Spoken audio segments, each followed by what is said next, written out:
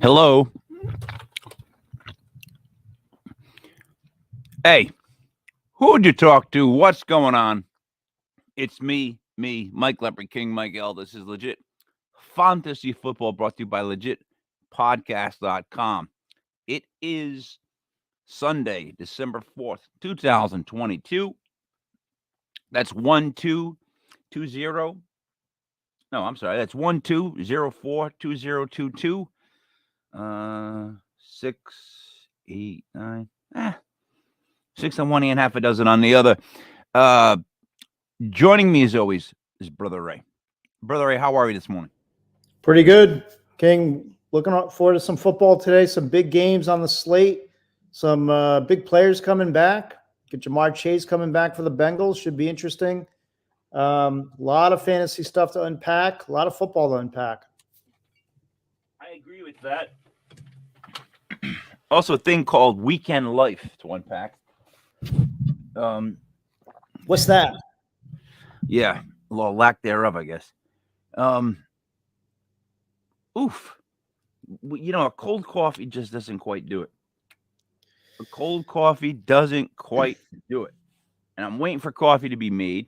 But sometimes in houses, there's a pecking order to who gets to get in front of the coffee machine first. And Ray, I don't seem to be in that pecking order.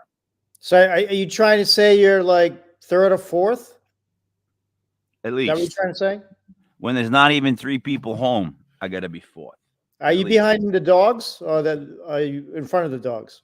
Tell you what, didn't take the dog out on time this morning. He took a dump in front of me. He let me know. He let me know what I was doing was wrong. The only thing I have not been wrong on is these bets, these picks as of late. Ray, we went with the other way on you on Thursday, and I don't know. I thought that's one of those ones that you would have saw coming. Like I thought that I feel like you give the Pats too much credit. I think they're really a falling apart organization. There's actually a lot of they disappointed. They actually gave up in the game. I've never seen it happen before, but they actually gave up in that final 2 minutes. I've never seen an NFL team do that. I've never seen a high school team actually do that. Give up on a drive. Like they drove the ball basically down the field and then they gave up. It's like they said, all right, we'll just go away. And Belichick tried to defend that in a press conference. He usually doesn't say anything, but he basically said the last time we tried to come back like that, we ended up losing Mac Jones for 3 weeks, and he didn't want to do the same thing again.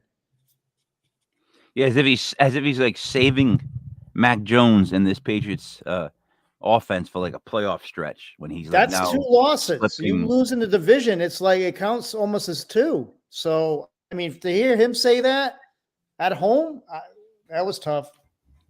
And then I want to touch really quick again on the fact that Zach Wilson, the paper boy, he literally is hated by his teammates.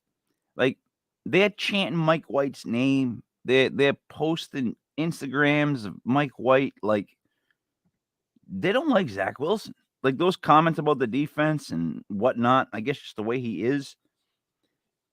They claim it's the whole rich boy attitude that they're just not fans of. This is Mike White's team this year until otherwise. I mean, until he completely falls on his face, there's no way you can take him out and put the paper boy back in this week. There's just no way. So maybe this will help. Maybe this will help him learn. I mean, just watching another player, because nothing's guaranteed. Just because you're a first-round pick does not mean, that's your job for life, dude. I mean, Jamarcus Russell, we can go down the list. That doesn't last very long. Not for long is the NFL.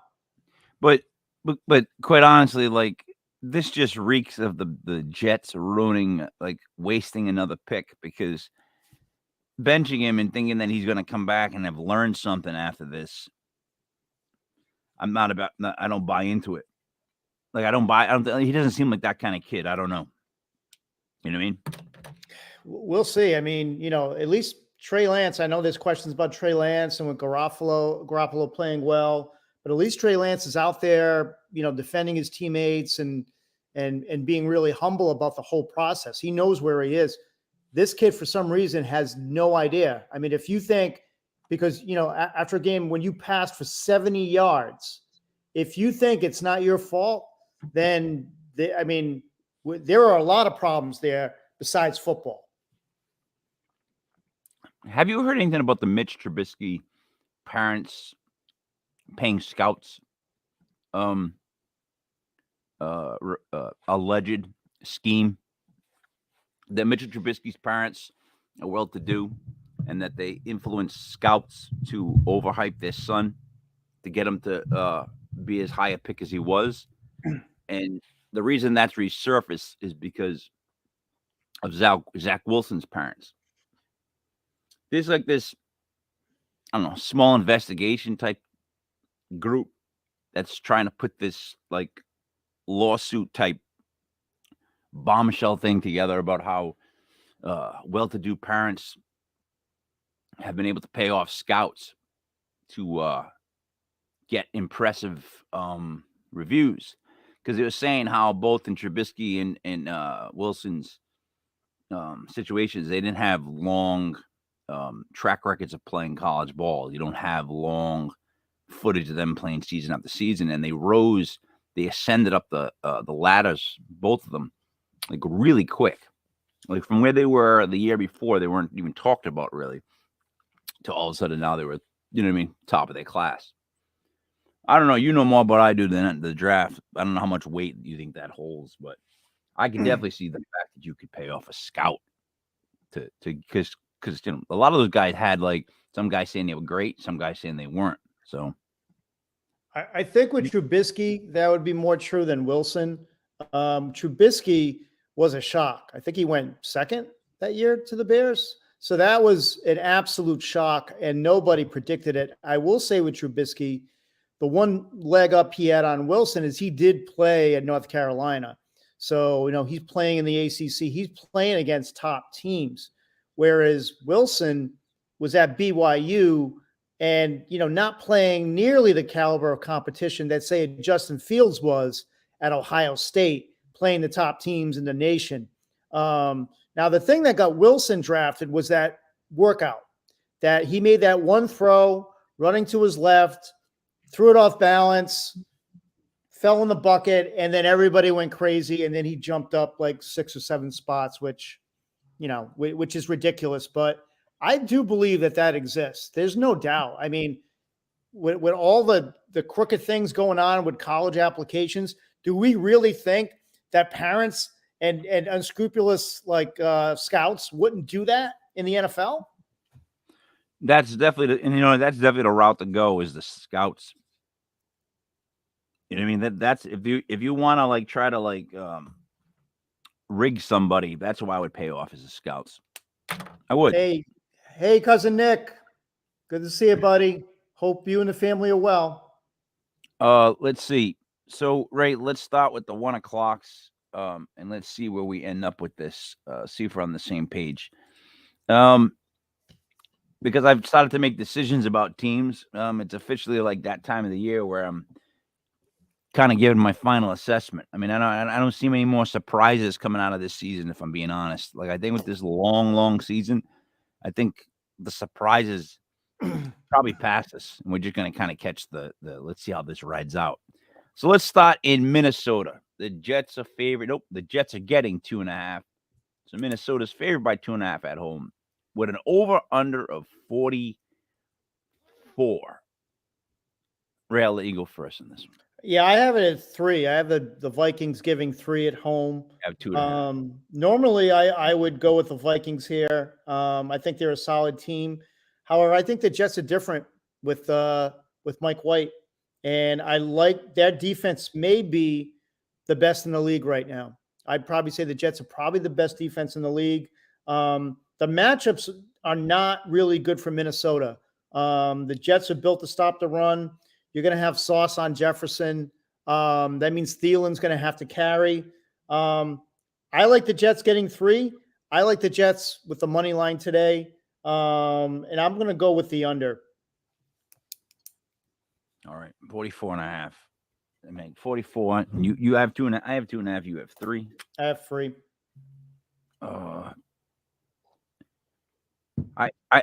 I want to skip this game right now. I don't want to make a decision on it for myself because I'm not fully awake, and this is something that I have to explain. So I'm going to come right back to this game in 2 seconds. The next game is Denver at Baltimore. Baltimore's favored by 9.5. Over under is 40. It's a home game. I like Baltimore to win this game, but to not cover 9.5. I think this will be an ugly, horrendous, awful game where the Ravens beat the Broncos by like 6. So I'm going to have to take the Broncos, even though I don't like the Broncos in this game. Let's make sure we understand that, right? I don't like the Broncos in this game, but I like them to cover by 9.5. I think that's where they get a little too greedy, Vegas. The over-under is 40.5. It almost makes you want to go with the under, but I'll go under with the Broncos. Right? Yeah, this is I usually stay away from the Broncos because they're just a sick team right now. They're just they're not doing anything well. It's the worst offense in football right now. And their defense didn't look good last week. Their defense has been saving them most weeks, but it was awful last week. Having said that, which, probably going to think I'm crazy, I love Denver getting 9.5 today because Baltimore hasn't really been that good. They have not, that offense has regressed. There's talk about Roman being fired as the offensive coordinator, which I think should have happened like 3 years ago. But I like Denver getting the 9.5. I don't know if I would bet this game because Denver has burned me so many times this year. Denver and the Raiders have burned me so many times that at some point you just stay away from certain teams. But if you're gonna press me, I would definitely take the 9.5. I think Denver could actually win the game too. Cortland Sutton playing today, Jerry Jeudy playing today. He's getting some receivers back. I know Wilson's been complete trash, but I'm taking Denver with the 9.5. But the best bet of the game is the under by far. I have 39.5, and I still like it. So I would definitely take the under in this game, probably before I would take either team. I'm gonna go back. I gotta go against you. I gotta go with the Vikings. My reasoning just being this is that the Jets have played well for a really good stretch here. They look to be ascending, but they are the Jets. They already have a quarterback controversy. I think the Vikings are that good of a team. I think as good as everybody says the Jets are, the Vikings could be as good in the NFC. So at home, 2.5 as I have it. You have 3. I have 3. I'll take the Vikings. Did Stu call you and tell you to take the Vikings? Is that what happened? No. I just texted my wife for the 3rd or 4th time to make coffee because I'm like, my mind's not calculating as fast as I want. And I put a pin on that for a reason. And then I went to look up what it was. And basically what it says was, if it's not more than 3, I knew I was going to go with the Vikings. I have 2.5 in front of me. I'm going with the Vikings. It literally is. These games are hard to pick as who's going to win. But as far as with the spread, like I got the Vikings by 3. I like that. Like that I like. The Broncos plus 9.5. I like that. I'm not saying I'm a huge fan of the Broncos in it, but I like it. Now going to the next game, Pittsburgh at Atlanta. 2 teams I haven't been able to completely get down. And I don't like Atlanta in any kind of 1-point spread game. The reason I say that is because they burn me in close games, right? Every close game, they burn you. I'm sorry. They cover the spread, but it's usually like a 5-point spread, 6-point spread, 7-point spread tops. When it's like a 1-point, 2-point spread, thank you so much. It's really hard to keep Atlanta in those games. They don't win those games, I guess is what I'm saying, close games. So I like Pittsburgh in this game. Oddly enough, bizarrely enough, away, I like Pittsburgh getting the +1. Yeah, I have even, and then the latest is Pittsburgh -1. Either way, I love Pittsburgh today. Pittsburgh has quietly been playing well the past couple of weeks. Talk about a rookie quarterback who really gets it, and that's Pickett. He's playing well. He's playing within the system. He's not trying to do too much. I mean, they're playing well. I mean, Harris is playing better. Pickens is starting to ascend. Their defense, having Watt coming back, it's a much different defense when Watt is on the field. And their defense has been playing lights out the past couple of weeks. Atlanta just isn't a consistent football team. They are at home, but I mean, you look at that offense. Besides London, I mean, with Pitt's gone, the cupboard's bare, and their defense is nothing to brag about. I love Pittsburgh in this game, whether it be even or giving a point or if they're getting a point, even better. I love Pittsburgh in this, and I'm going to go with the over in this game. Yeah, see, that's basically what I'm saying. Like, I like the Falcons are not consistent enough to win a 1-point spread game going either way. Like they're more of those, like if they're underdogs by like 6 or 7, I know they'll stay in there by like 3. That's the best I can give them. So I agreed with those Steelers. All right, here's a good one for you. The Titans versus the Eagles. Now, the Eagles are favored by 4.5. And it's over under 44.5.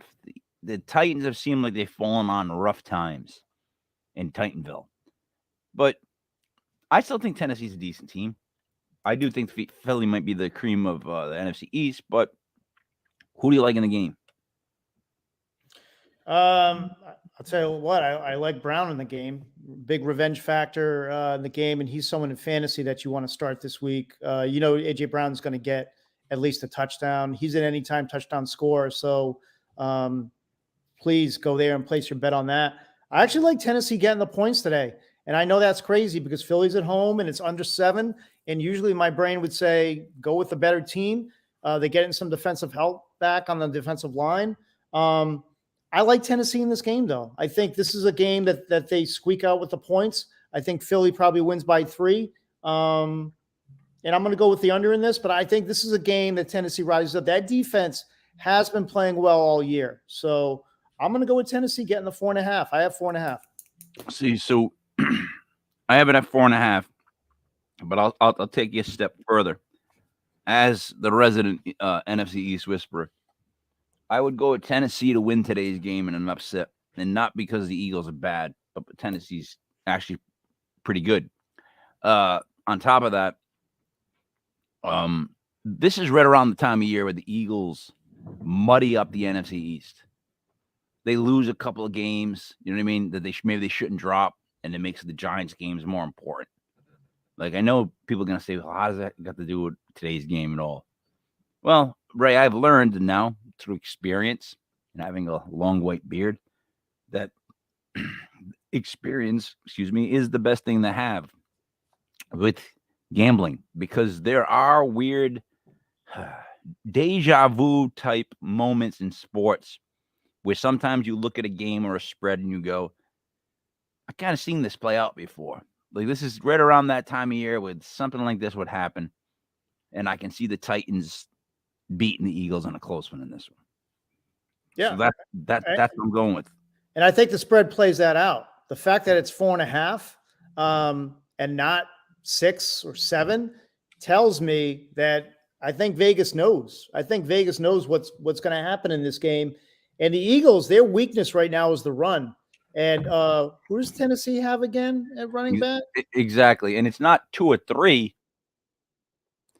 It's not 2 or 3 based on the fact that it's closer and people in Vegas wants people to think it's not. It's 4.5, which is like caught in no man's land. Like they didn't know what to do with the spread, how to get people to go. But I'll tell you how to go. Tennessee's gonna win today's game. All right, Jacksonville and the new Jaguars. I don't know what to make of. I don't know what to make of both these teams. Detroit's record's horrendous, but I always feel like they're pretty good. They got weapons. And then Jacksonville, Last week, it showed like they should have weapons. These are two teams that should have great offenses. And it's a 1-point game. This is, you know what? I wouldn't bet this game, I think. I mean, I really don't think I would bet this game because I think I would have to go with Detroit if you put a gun to my head. Like I'd have to go with Detroit in this game, and I'm not even comfortable with that. But I just think that out of these two teams, Detroit has to win. That's just my opinion on offense. What do you think? Yeah, I mean, Detroit should have won last week. You know, we talked about this on Thursday. They played the Bills very close. Their defense has been playing better, even though statistically for the year They just can't win. It's atrocious. But Jacksonville's defense has been worse, and their defense continues to be really bad. I mean, they, give Trevor Lawrence credit. He came back last week. He basically carried them on his back. But I just like the way things are shaping up for Detroit. They get Jameson Williams back in the lineup this week. They're going to, he'll probably get some limited snaps, but they're a team I think that's ascending. Their defense is playing better. They're at home and they're only 1-point favorite. I like Detroit in this, and I really like the under 51. Yeah. Seems to be a high number for these two teams. I know Jacksonville put up a lot of points last week. I'm going to go with the under in this, but because I think both teams will try and run. Etienne's back. Detroit's really bad against the run. Same thing with Jacksonville. They're bad against the run. So they're going to try and run the ball, both teams. But I like Detroit in this given one, and I'm going to go with the under. Yeah, see, that's just basically what I thought. But they're both 4-7. Like they're both just 4-7, and it just seems like they should, at least the lines should be higher than that. By the way they've played, but they're just not. So, but I am with the Lions on that. All right, the Commies travel to the Giants. Let me go over this one. The Commies are 2.5-point favorites on the road to play the Giants. Now, let me explain to you why that's messed up and why this is going to explode in people's faces. They go with the Commies. The G-men get healthier. They played a Thursday night. They played Thanksgiving. They played like Sunday. They played all these games in a row. Got all beat up. They got a fully healthy Azeez Ojulari back. You'll finally get to see Dexter Lawrence, Leonard Williams, Kayvon Thibodeau, and Azeez Ojulari all on the field at the same time, all going after the passer. We got cornerback help back. We got tight end help back. Offensive line help back. The Giants are going to beat up on the Commanders today. This is going to be the one game this year the Giants look dominating. Just for a game, they're going to look dominating. And it's going to be that defense. You want to talk about fantasy starts? The Giants defense is going to beat the ever-loving snot out of the Commies today. I'm telling you, I've been watching the practice. I've been watching where they're at as a team. And this is the one game they come out. Game plan is going to be slightly different. But Wink is going to he is going to blitz on every down and even when he's not on the field. So I'm going to tell you right now to go with the Giants plus 2.5 at home and over the 40. Right? Yeah, unfortunately, I'm in complete disagreement. I love the way the Commanders are playing right now. Say what you want about the Commies. They're also getting Chase Young finally back on the field today. We know what he can do and add to that pass rush. The fact that it's only 2.5. I mean, the Giants, they've been playing. They've had a great year, but the lack of weapons, I think, is starting to catch up with them. Washington will work to take Barkley away, and then there really isn't much else. I think Slayton's going to play. He's probably a good person to put in lineups. Only he's going to get the volume. Barron just playing. But I love the Commanders in this game, but the best bet of the day is the under in this game. The best bet of the day, take the under in this game. I believe it's 40.5. 40. Love the under in this game. Yeah, see, I do too, but I wouldn't take it because I have a fear of defensive touchdowns. Now, the prop bet I'd like to make you is who has a better day, bigger impact on their team, Chase Young or Azeez Ojulari? Because I know people will take Chase Young with the easy money, they think. But Azeez played one game this year and limited time. He came in. He had one sack in about a quarter and a half. Azeez Ojulari today, if he plays the whole game, he's going to get about a sack and a half, 2 sacks. Like the kid, I'm just letting you know, he's going to have a bigger impact than Chase Young. The Giants' defense will outplay the Commies' defense. That's my thing. That's what I don't think you're seeing with as good as they're doing right now, the Commies. That Giants defense has been able to stop offenses for like full halves is actually going to be better today. Yeah, I disagree. I think because of their physical nature, I think that's where the Giants will have problems because they had the same issue with Detroit. Detroit plays that physical running game with a big offensive line. They're not a big passing team. It was controlled. I think Washington, that's what they're doing now. They're just running the ball and they're limiting what he does passing. It's just McLaurin. So I think they have a similar profile. That's why I like Washington today. I'm going to tell you, though, that when you're done seeing the game, you're going to think that the Giants' defense was glorious. Let's move on to the Browns and Texans. Now, I'm going to say this once. If I'm going to say this twice, I'll just keep saying it until I'm blue in the face. Browns favored by 7.5 at Houston. The Browns will cover 7.5 because Deshaun has legal fees to make and all kinds of stuff he has to pay off. So he is going to bet on himself to win by more than 7.5, allegedly. Now, the over-under is 46.5. Right? He's playing. He comes back after suspension to play in Houston against his former Texans with people in the crowd signs saying, "We're still here. We didn't disappear. Remember us." And he has no choice but to throw 4 touchdowns for 300 yards. His rushing yards today, I'm telling you, is also going to be over whatever it is. Whatever the order is, just take over. He has to ball out. This kid is in a position where there's only one remedy that could, like, Novocaine this for a little bit, and that's winning. Your thoughts? I think he's a really safe bet for anytime touchdown today. Watson, I think this is the time to kind of play that bet because the odds will not be as good as they are today. So anytime touchdown, you definitely want to do that. I do think, however, I don't think he's going to throw for 3 touchdowns today. I think they're going to run the ball because Houston's weakness is their run defense. So I think you're going to see a heavy dose of Chubb. I think you're going to see Watson maybe run one in. He's going to have a good day, and Cleveland will cover. There's no doubt about that. Allen at quarterback right now, and you're going to wonder what Lovey's thinking to take Davis Mills out. I mean, I think that could be the worst thing he's ever done. That kid's been playing his heart out and has been really playing well most of the season. He has one bad game, and you sit him down for Kyle Allen. I think Lovey made a big mistake in that. No Brandon Cooks today. They're really limited as far as wide receiver. I love Cleveland covering the 8.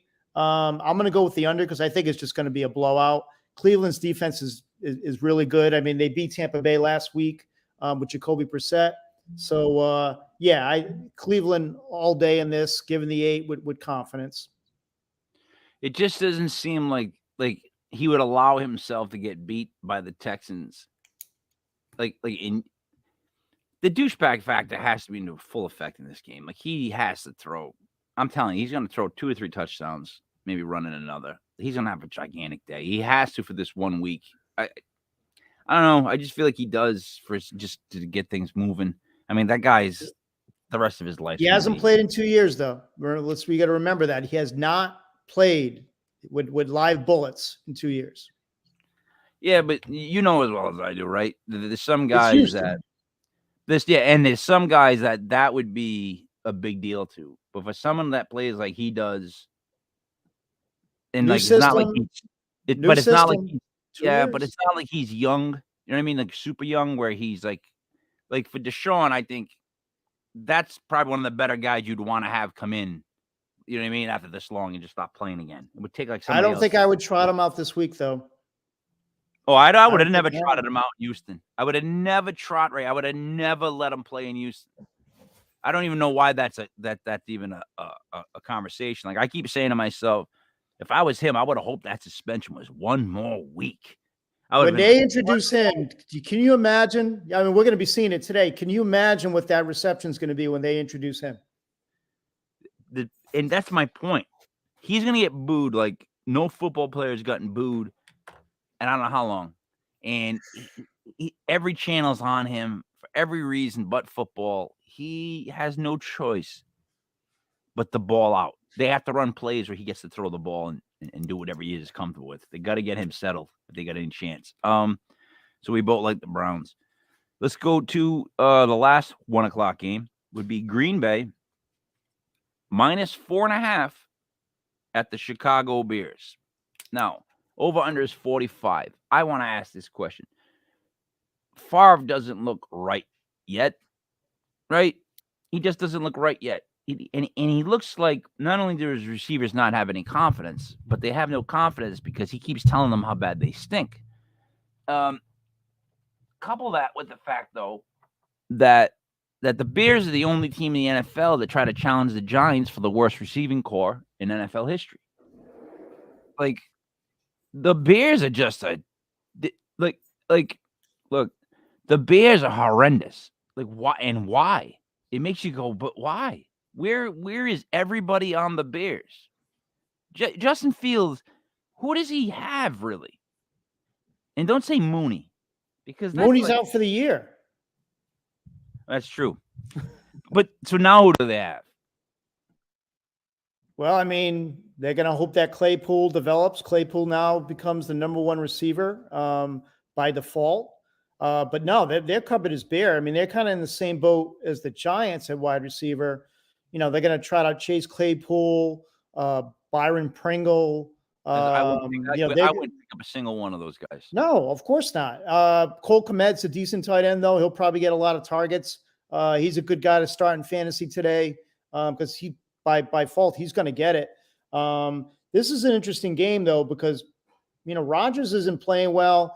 Obviously, he's got busted up ribs. We saw that last week. Every pass he threw, he grimaced. And that's eventually why they took him out. Fields playing injured too, but he had 2 solid practices at the end of the week. And the thing with Green Bay is they allowed Jalen Hurts to run for 153 something yards. That could very well happen again today. But Chicago's defense is at a point right now where they're so bad. You know, they traded Roquan Davis. It just right now, you have to go with Green Bay right now because their defense has been playing well. They're going to run the ball all day on Chicago. I love Green Bay. I have 4, so I love Green Bay given the 4, and I like the over in this game. I think it's going to be a shootout. All right, you like Green Bay given the 4, and you like the over. I got to agree with you on that, and that's why I started with saying I think the Rodgers is kind of this is his last run. I even heard a really bad rumor as him as a stopgap in New York. I said, no, thank you. No, thank you. No Brett Favre, please. I would take the Pack. I would have took anybody else against the Packers, almost anybody else today, if it wasn't the Bears. The Bears are just so depleted. It's like, you know, Aaron all he has to do is look across the field at their receiving core, and then he can just shut up. But I'm going to go with the Packers as well. And the over-under of 45, I'm going to go under just for the sake of it. That's a number that's a bit high. So, Ray, on the 1 o'clock, there are only 2 games that we disagreed upon.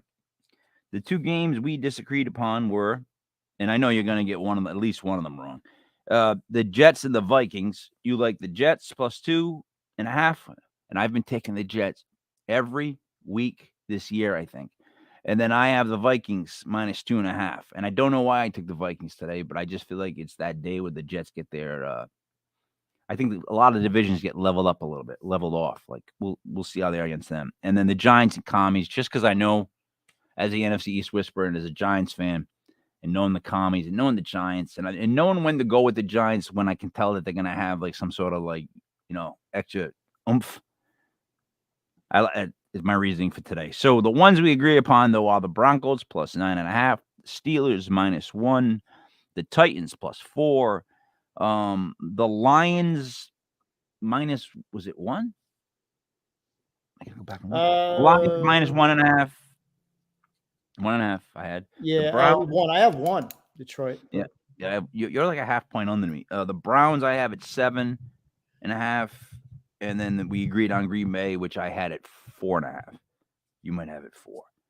So again, the teams we agree upon are the Broncos, Steelers, Titans, Lions, Browns, and Packers.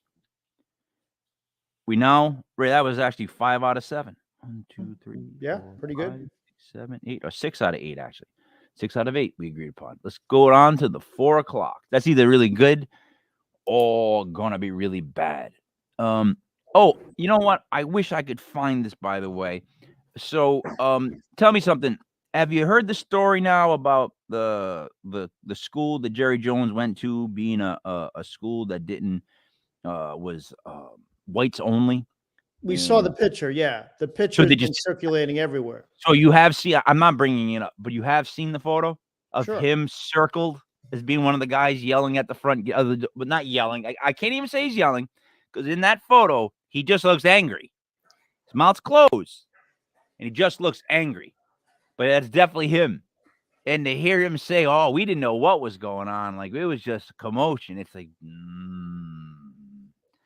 I was a good response on his behalf, but come on, Jerry. We know what you were doing there. You're at the top of the stairs, Jerry. You know what I mean? And LeBron did not help with his statement because he was quick to point out, I forgot who the NBA player was that was criticized. And then he brought it to everybody's attention this week. Hey, what about this picture of Jerry? Yeah. LeBron's like a 12-year-old. He shouldn't be given social media to begin with. I've said that, though, in so many different sports shows. Like, that you can't. This is the kid who shows up with the book upside down. You know what I mean? They're interviewing him and the book's upside down. You know that. Like, that's happened so many times with him. It's just like his attempt to be intelligent is hard to bear witness to because you feel bad for the kid. He's got all these gifts that God's given him, right? All these gifts that, like, you and I can never even dream of having any of these physical gifts that he was given. But he's dumb. Sorry. Like, that's the trade-off. All right. You can tell I'm a Laker fan, just still in limbo. I'm like in the shadows. I'm what's called like a shadow Laker fan. You're like in prison right now. With him on that team, you're in prison. I'm basically like the Batman of Laker fans. Like I'm just waiting finally for the bat signal to come up. I come back out. You know what I mean? Like, get him out of here. All right. Seattle versus the Rams. Now, Ray, the Rams aren't very good, but Seattle isn't very good. The spread is 6.5 at the Rams' home. Over on this 41. Go ahead with this one, because I'd like to hear you explain this one. Jump on Seattle with 2 feet today. Aaron Donald, not supposed to play today. Their defense was already on the ropes. You take Aaron Donald off that defensive line, Seattle is going to run the ball at will. Seattle's defense is actually much better than the Rams. It's under a touchdown. Stafford's on IR, which means he's probably not going to come back this year. They can't run the ball. They have no one to throw the ball to. Allen Robinson not playing. Cooper Kupp on IR. Van Jefferson is their number 1 receiver, folks. 6.5 is not a lot. I don't care where the Rams are playing. They never really have home field at SoFi anyway. That's just the way the LA is. I love Seattle today. And this is another under that I really, really love in 41 points. So give me Seattle under a touchdown all day and give me under 41. Who is starting for the Rams? They had a different guy last week. He's more of a running quarterback. I'm assuming he's going to start again. But but I mean, he threw 1 touchdown last week, 2 or 3 picks. I mean, it's It's gonna be an a ugly dumpster game. fire. It's gonna be an ugly, ugly game to They're watch. they're in tank mode. I mean, this is Sam Hinkie. This is like the Sixers on the Sam Hinkie. I mean, they're in active tank mode. I just still worry about 6.5. I'm gonna go with Seattle myself, but I just wish that it wasn't as high as that as a spread because again, like I'm saying, it shouldn't be that way. It should have been 6.5. It shouldn't be. But anyways, I'm still gonna stay with Seattle. The problem I have with the Rams is I don't know what they're supposed to do from this point out on offense or defense. Like, what is the game plan? Just not to stop Seattle, stop anybody. So it's like at what are they? 4-7, the Rams? No, 3-8. No, they're not 3-8. What the hell are the Rams? They're a complete, dumpster fire right now. There is nothing. Oh, the Rams, like 3-8. about that Yes, team. they are 3-8. Yes, 3-8. Yeah, there's nothing to like about that team at all. I mean, this should be. I'm surprised it's not 10. And that's my thing. All right, so then, all right, we both agree on that one. Then let's go to teams that you do like. Now, this is a weird game for the Dolphins. I'm going to tell you as a non-Dolphin fan. As a non-Dolphin fan that's been playing the spread all year, going into San Francisco, getting 4.5 for the Dolphins. First of all, I think the Dolphins should be favored going into this game. But the spread tells me differently. Secondly, I think Frisco could be a difficult matchup for the Dolphins. But then I think if Tua gets out early, I don't think Frisco can keep up as good as they think Garoppolo is, or Trey Lance for that matter. How about that? I think if the Dolphins get out early, then it negates a lot of what Frisco can do with their defense and what they want to do on offense. And then it gets bad for the 49ers. So I like the Dolphins away getting 4.5. I think they get a touchdown earlier too, and then it's a game the 49ers are not prepared to play. Right. I mean, usually I'm very cautious with the Dolphins. I'm always looking for the trap door. I'm always looking to be disappointed. But in this game, I have to agree with you. I love the fact that they're getting 4.5. I think San Francisco really hasn't played anyone that good this year. They haven't beaten anyone that good. And again, this is a team that lost to the Bears in a monsoon the first week of the season. And the Bears are probably one of the worst teams in the league right now. So I don't think San Francisco has faced an offense this good. And where Miami matches up defensively is they're really good early against the run in the first half. And that's what San Francisco is part of their offense. So I think they're going to stifle the run, and it's going to force Jimmy to do things that he doesn't want to do. I mean, Debo's supposed to play today, but I mean, he's a legitimate questionable. So he's not at 100%. I think you're going to have X on him. Yeah, but let me just interrupt you real quick. Here's the thing about Debo. So me and I have him in the corrupted league, and I've been monitoring everything they've been saying about him, like to see should I play him, should I not play him, this, that, the other, right? Right. You got to play him. Here's why I'm playing him. There's no why. You play him because it's Debo. But no, wait. There's a reason, because I was monitoring him between Pittman to see like who's just make sure he's healthy enough, right? Because I don't want a Debo who comes out and plays like a play and then that's it. So whenever he's activated and he makes it, he always plays. That's one thing about this kid, right? He always plays. He'll play the whole game, and he may be their top rusher today. That's that one prop bet that I was going to talk about too. On what they have for running backs, he might be their best option. He might get some Cordell Patterson action today. That's honest to God how I feel about Debo on today's game. Like, he might get more play in today's game because what do they got? Like, he might be their best running back right now. I'm just let me make it really easy for you. If Debo is active, you start him. If Jamar Chase is active, you start him. It doesn't matter if they play 2 snaps or what. You have to start them. Studs. Start your studs. Yeah, but they're at 4:00. Doesn't matter. I mean, you have to put him in the game. I'm having the same conversation with someone right now that's worried about Debo. And I said the same thing to him. If he's going to be active, you have to start him. Oh yeah, no. Me personally, I'm starting you, but I'm saying when you have a guy at 4 o'clock, it's iffy, right? It's tough because you got to see how many 4 o'clock guys you have that you could replace him with if the shit hits the fan, because you can't go back and put in a 1 o'clock guy. You see what I'm saying? That's what makes it tough with these like West Coast players because they're 4 o'clock guys. But everything says here, plans to play, tracking towards playing. That's 3 hours ago. It's He's in tough your to keep. lineup. He It's has to tough be to in your keep a lineup. dude like that off the Yeah. field. It really is. He's one of those But guys. I mean, getting back to the game, I think Miami just matches up really well against them. They know each other really well. McDaniel knows everything about that team, the defense. He knows it all. So there's that inside info there. And I don't know. I just think Miami's kind of rolling right now. Hey, not to touch on this again though, but did you see now that concussion doctor from the game was fired or let go? And claims to now have agreed that he may have misdiagnosed or missed symptoms or stuff, or some sort of diagnosis, whatever, about Tua in his head, that first concussion. And then to couple it, here comes that guy that Will Smith played in the movie, the whole CTE guy, the guy that started the whole thing with the NFL. You know what I'm talking about? They made a movie. I don't know what the movie's called. It's got Will Smith in it, playing that guy, like head something.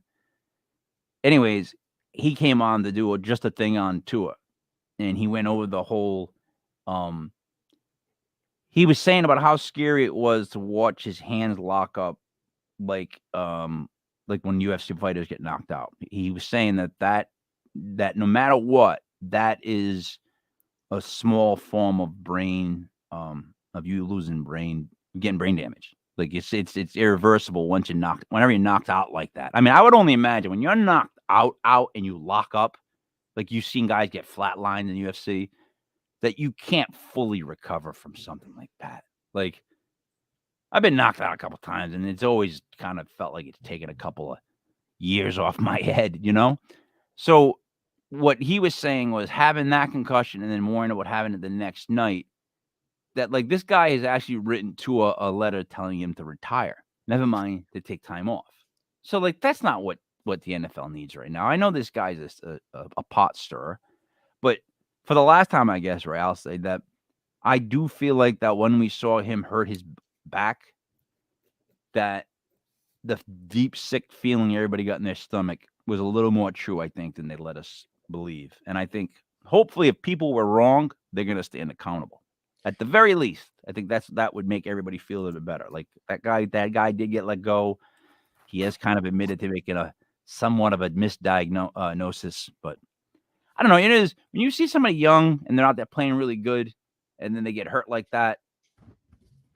It makes you feel like, especially if you're older, I guess, it makes you feel like if that was my kid, I'd be like, oh shit, like, oh come on, like I don't want to see that happen to you again. And the kid seems, by all intents and purposes, to be somebody everybody likes, right? He's putting up video game numbers in Miami. Like you guys haven't had a quarterback like that since we all know who. But any thoughts on that, Ray, to wrap that up? Or yeah, if you're going to send a letter out to Tua about retiring, he probably should write 31 more letters and send that out to every team in the league, because that's just the damage that you saw. What about the damage that we don't see on every play when these quarterbacks are consistently hit all the time? So the CTE is out there. You're not going to get around that unless you cancel football, unless you change the way football is played. That's the only way you're going to get around CTE. As far as that guy making an error, he may have made an error, but as a coach and an organization, you can only go by what the doctors tell you. So you don't go by your gut. You don't make a gut decision when it comes to medical in either direction. So yeah, if he made the wrong decision, he should be punished. But as far as CTE, as far as addressing just one person as being, all right, you need to retire now because of CTE, you might as well write 31 other letters to every quarterback out there. Go right down the list and say, hey, this is a dangerous game and you're probably going to have permanent damage, because they probably will. All of them. Well, Tua and everyone else. did you see what Joe Burrow did? He went and turned around and said, like, yeah, like on basically every one of these plays, I'm getting like knocked stupid. Right. Like he's like, yeah, in this play, that we knocked stupid, like this, Right. heads ringing.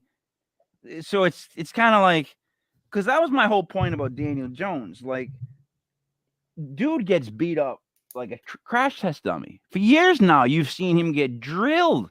And for him not to be saying stuff or have any kind of like lingering issues, Oh, he will. lucky. They all will. But I'm just saying he's lucky because it's like you can't get a guy beat up like that. Look at Dave. Was it Derek? Who's the old one? Derek Carr. #1 pick for Houston, right? David Carr. Yeah. David Carr was the most sacked kid, I think, ever for a rookie. And then like into his like first couple of years, he just held the record for sacks. And then Then he was done. Then he was a backup for the Giants for $1 million a year to back up Eli in the Super Bowl for 2. And he was perfect for that, right? But like that was a kid that had all the talent in the world, right? Could have been a great quarterback. Sure. You threw him into a team where he'd get his ass whooped so bad, so early that he's unsavable, which I worry about Daniel Jones right now.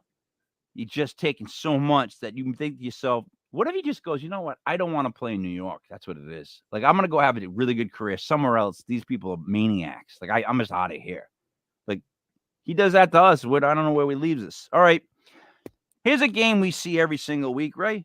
Chargers versus the Raiders. And you know what? I don't even want to see it again this week. Just being honest. Like, I've seen this game. I like to call the NFL and be like, you know what? I've seen this too much. I don't like it. I don't even like to have to pick on it. I don't like having to make the spread choice on this because look, the Chargers are 6-5, right? And they're getting 2.5. So they're not that good to begin with, but they're 6-5 getting 2.5. And then they're playing the Raiders, who are supposed to be good, but are not at 4-7. Yet the Raiders are still favored at home. So Raiders favored at home by 2.5. Ray, do you think the running back Josh Jacobs makes that much of a difference and wins the games for the Raiders that have been burning you all year?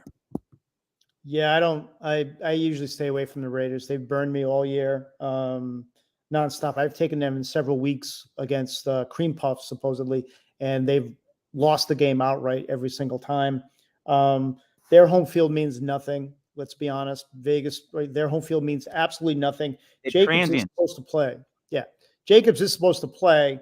But you know what? I have to go with Herbert in this game. If they're getting 2.5, I have to take the Chargers in this game. I would stay away from it normally, but I think this is going to be an absolute shootout. I think they go over 49.5 in this game. I have to take the Chargers in this. So I have to split with you on this, and and hopefully you'll understand my reasoning though.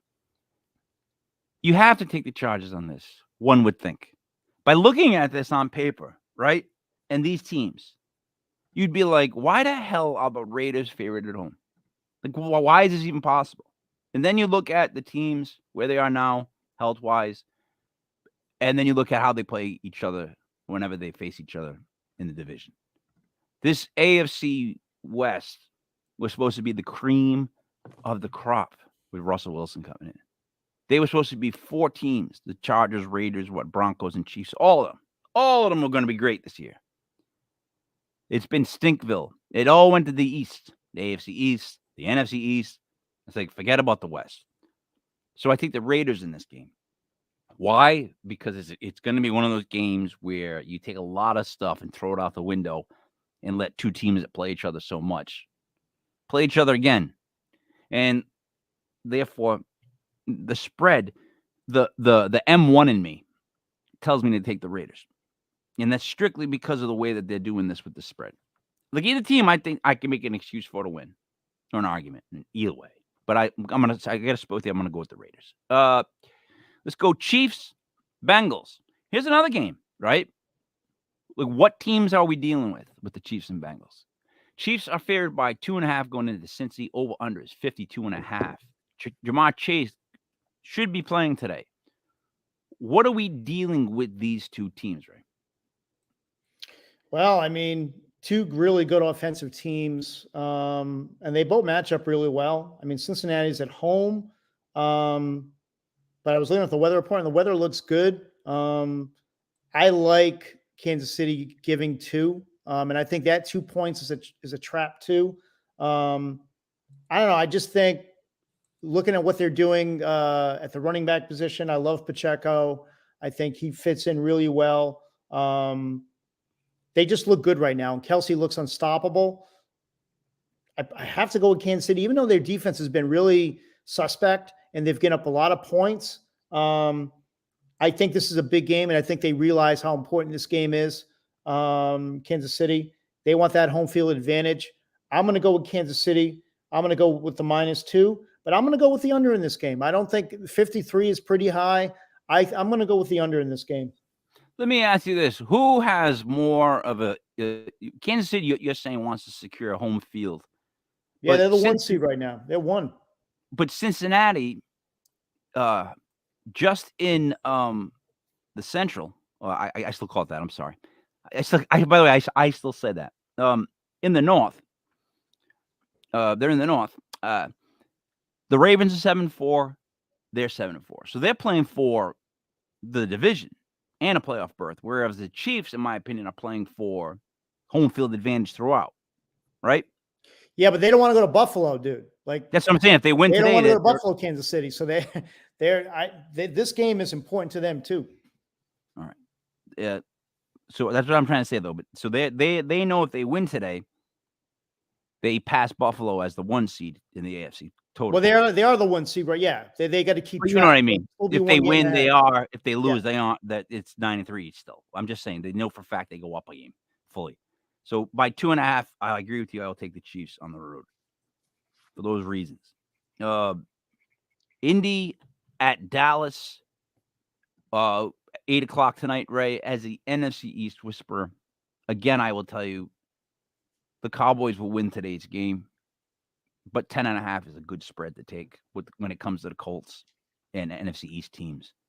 This is a clunker 7 to 8 point game won by the Cowboys. Colts still put up some points. I'm going to take the Colts plus 10.5 on tonight's 8:00 game.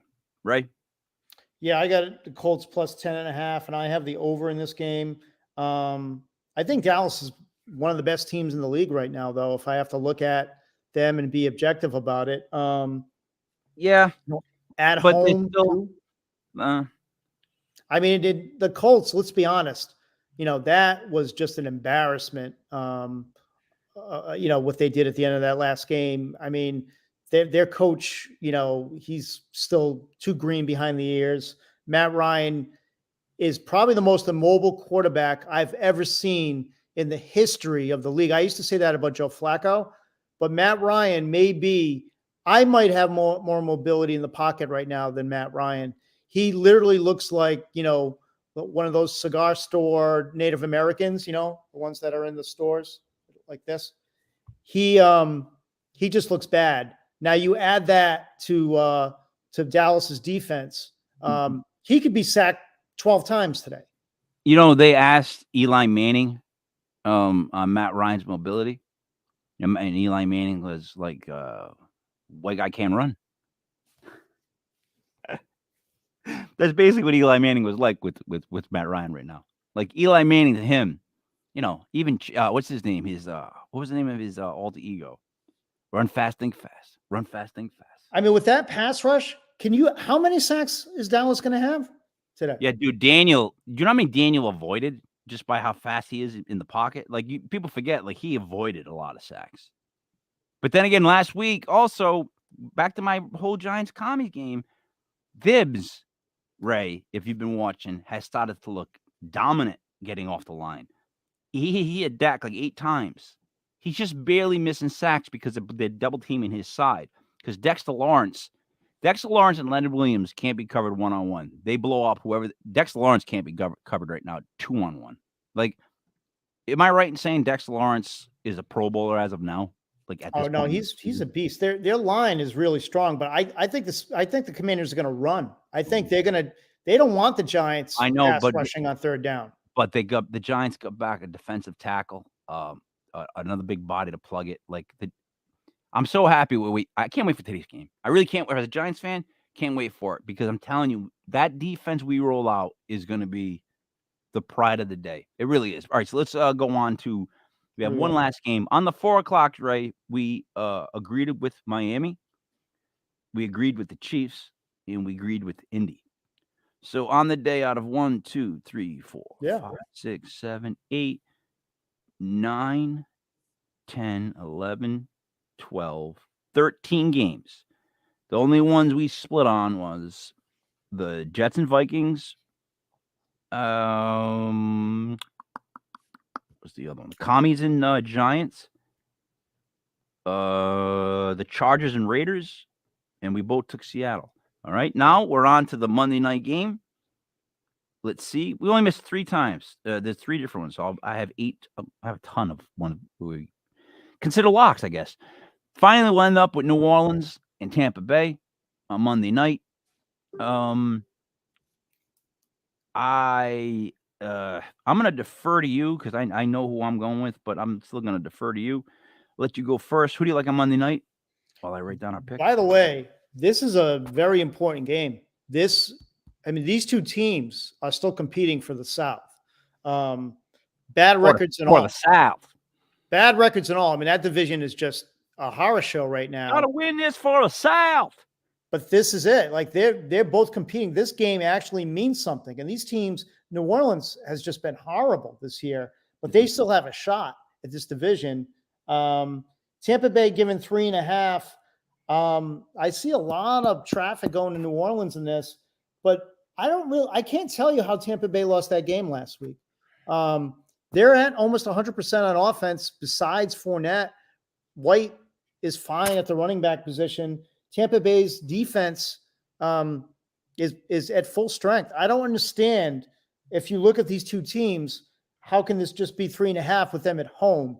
I'm going to take Tampa Bay given the 3.5 with confidence, and I'm going to go with the over. I do think, Dalton, is it bad Andy or good Andy? I think this will be a good Andy game where he actually puts up some points. But how can you not take Tampa Bay in this, given only 3.5? Well, that's my point, I think. And they're at home. Not that it matters really for Brady and them, but it's still at home. And, prime time. And New Orleans isn't that good. No. They're just not that good. It's not like the Bucs are, but they should be better than that. They just look at their team. Look at who they have at the talent spots in a lot of areas. So I would have myself take Tampa minus 3.5. As far as the over-under of 40.5, I'd probably go over. Yep. All right. So, Ray, if I'm right, before we get to the fantasy, I'll let you do some fantasy names, and I'll give you like a bomber thing. But 1, 2, 3, 4, 5, 6, 7, 8, 9, 10, 11. Out of 1, 2, 3, 4, 5, 6, 7, 8, 9, 10, 11, 12, 13, 14. Out of 14 possible games, we disagreed on 3. Out of 14 possible games, we disagreed on the Jets and Vikings. Ray went with the Jets. I went with the Vikings. We disagreed on the Commies against the Giants, which will only make sense. I always will go with the Giants and certain things like this. Not always, but when it's close like this, I know they're going to win. Ray went with the Commies. I went with the Giants. We split on the Chargers and Raiders. That wasn't really that much feeling in that. We both think both those teams could swing either way. It's not like that's like a guaranteed lock game anyways. Mm-hmm. So we both took either ones. Here's the teams we agreed upon. Broncos, Steelers, Titans, Lions, Browns, Packers, Seahawks, Dolphins, Chiefs, Indy, and Tampa. Now, Ray, I would say the Bombers. If I was gonna take our underdog teams, the only ones we have is underdogs, and make it into a Bomber parlay, it would be the Broncos, Titans, Dolphins, and Colts. Now that would be a ridiculous 4-team upset. You tell me what fantasy players to look out for today, and I'll come back with what that Bomber parlay would be. Yeah, as far as fantasy today, I really like Mike White. I think coming off last week, I think they are going to have to pass at some point today, and they do have weapons. Elijah Moore woke up. Wilson looked great. I think Conklin could have a big day today. Different starters at running back. You're going to have Bam coming back. Knight Zavon Knight. I think he's a good fantasy running back too today. I think he's going to get the first chance to run the ball with the Jets, and we know that's what they want to do. And the Vikings, not that great. They're middle of the road against the run. So I think Mike White and Knight, two great starters for the Jets. Again, and I always try to pick the guys that are kind of sleepers. Start your studs. Don't ever make that mistake. If Debo's going to play, you start him. If Jamar Chase is going to play, you start him. Don't start thinking about snaps. Don't start thinking about anything else. You got to put those guys in your lineup. I also like Dameon Pierce today. I think the last couple of weeks he's been bottled up. He's played some really good defenses, some good run defenses. Today, not so much. I think Pierce is going to get the ball a lot. One thing you can do against Cleveland, now if they do get behind, that may affect him, but he has been catching the ball. No Rex Burkhead to catch those out of the backfield passes. I think you'll see all Dameon today. Talked about Garrett Wilson. I think he's a really good start today. I think Elijah Moore could be a sneaky play.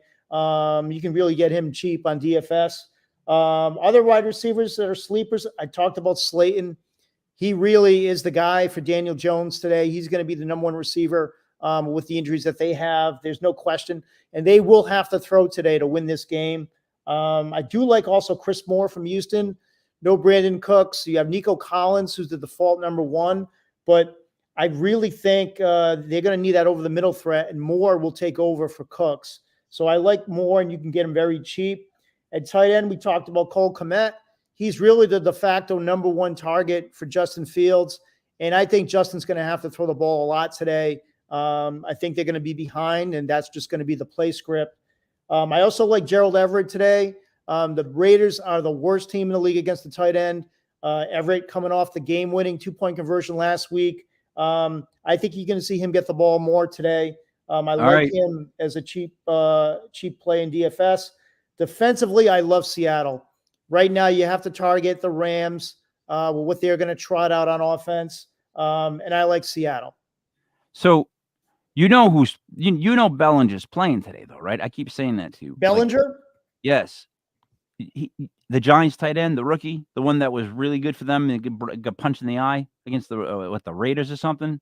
Yeah, that was serious. That was a serious eye injury too. He's all the way back to action today. I was saying that I picked him up in the fantasy league because he will be one of Daniel's number one targets, especially across the middle, those dump downs. Like when he was there, you know what I mean? Daniel was giving him anywhere from like 4 to 6 targets a week. And that was like when we had Wandale on the field. So I think Bellinger goes up today. I think that he gets the ball like 4 or 5 times. I think because he has to, because you've got Slayton. And Slayton really likes to go deep, which it was great to see the Giants try a 50-50 ball.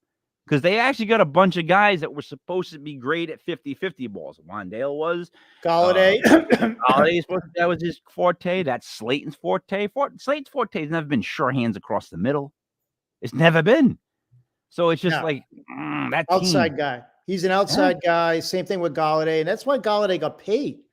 That's what got him that big contract. And talk about, bust. But oh, my God. That's why I like Bellinger. Like, he was picked in the 4th round. It's not like this kid's not, like, athletic. He is. And he took a nasty eye injury, man. It's just great to see him back on the field. And I know that was scary. That could have been permanent. If you took the Broncos, Titans, Dolphins, and Colts, a 4-team bomber like that, underdogs, and you put $10 on it, it would pay you $1,677.61. I think of a lot worse things you could do with $10, right? Yeah, you know what? If you're going to do that, I would add the Chargers to that too. See, that's the thing. You'd be adding the Chargers. I'd be adding the Giants. Right? I would throw the Giants onto that because because of how I feel in today's game. If I threw the Giants onto it, I just want to show you where it would go. So now I'd make it a 5-team, and it would pay $3,700. It just went from $1,600 to where if the Giants win also, now it's another $2,000. You're trying to tell me the Giants aren't worth that? That's like Christ Almighty. We take your Jets and we add them to that, Ray. Make it 7 teams, and now it's $10 wins $8,500. Right? For 7, because I can see those games happening. The stars are aligning this week. Yeah. If you look at the picks that we've had so far. a 16 bomber parlay if you went with the underdogs that were picked by, although the Jets were picked by you and the commies were picked by me. So we'd be splitting those games and taking the long shots. Of course, that's how you do it. All right. What else? Anything else you want to touch on in the games today? Like out of those 10, 11 we picked, though, what if you want to give people 3 o'clock parlays and 4 o'clock parlays? Basically, what we're saying at 4 o'clock is to take the Chiefs, Colts, and Tampa because Seattle. We're giving them 4 selections after 1 o'clock. They have Seattle, the Chiefs, Indy, and Tampa on Monday night. So I guess for your 4 o'clock Sunday bet, do a parlay. In Miami. Oh, and Miami. Yeah. Oh, Madonna me. So then I would do Seattle, Miami, Chiefs, let it ride to tonight, put it on the Colts, and then you go into Monday night's game and take Tampa. Yeah. That's our 4 o'clock for them. And it lines up. It looks like it lines up. Yeah. So but for our 1 o'clocks, we have 6 teams.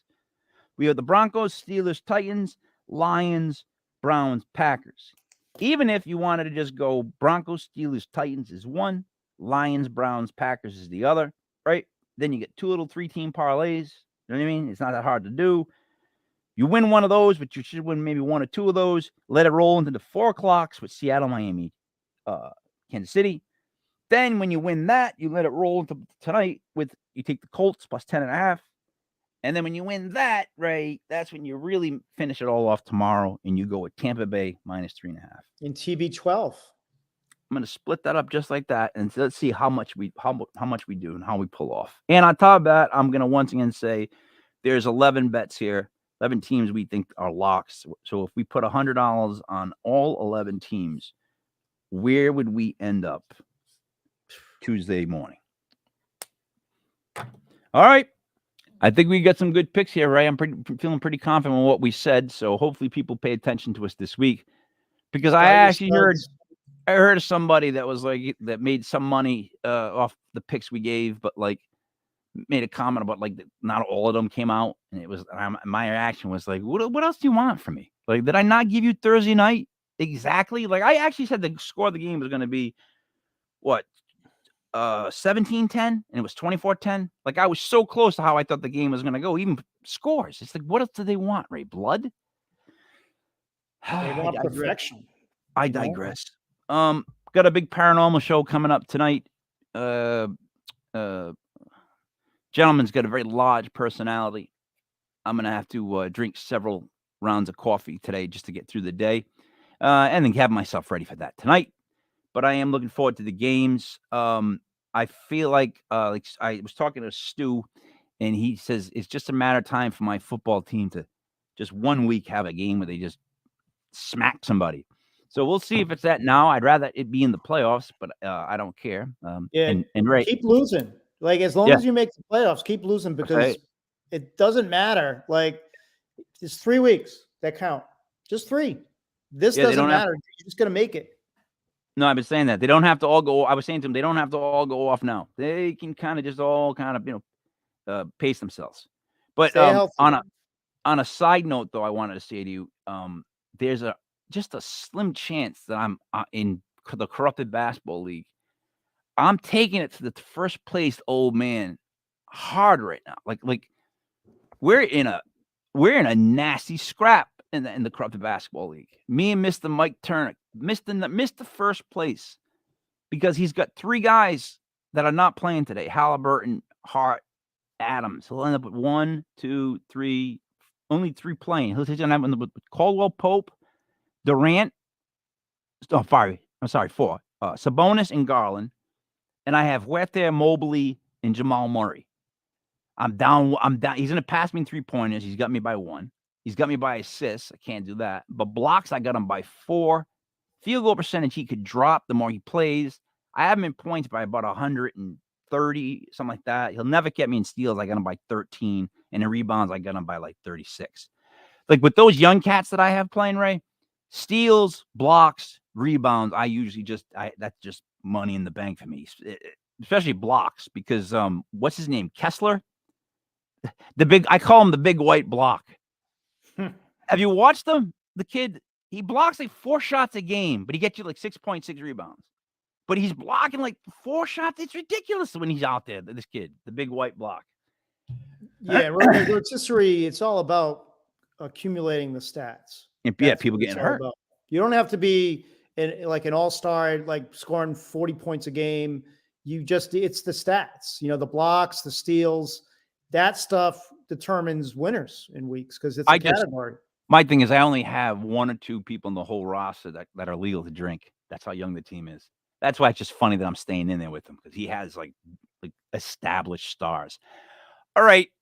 So please get your bets in. Please let us know how you did. And good luck in fantasy. This is a big week for a lot of teams. A lot of people out there really need this week to make it, break it. So good luck to you. Again, always start the studs just like us, because that's what you have to do if you want to make sure you get it done right. So I'll see you guys at 7:05 for Legit Paranormal. For Brother Ray, it is me, Mike Lepre, King Mike Dell. This was Legit Fantasy Football, brought to you by LegitPodcast.com. See you tonight at 7.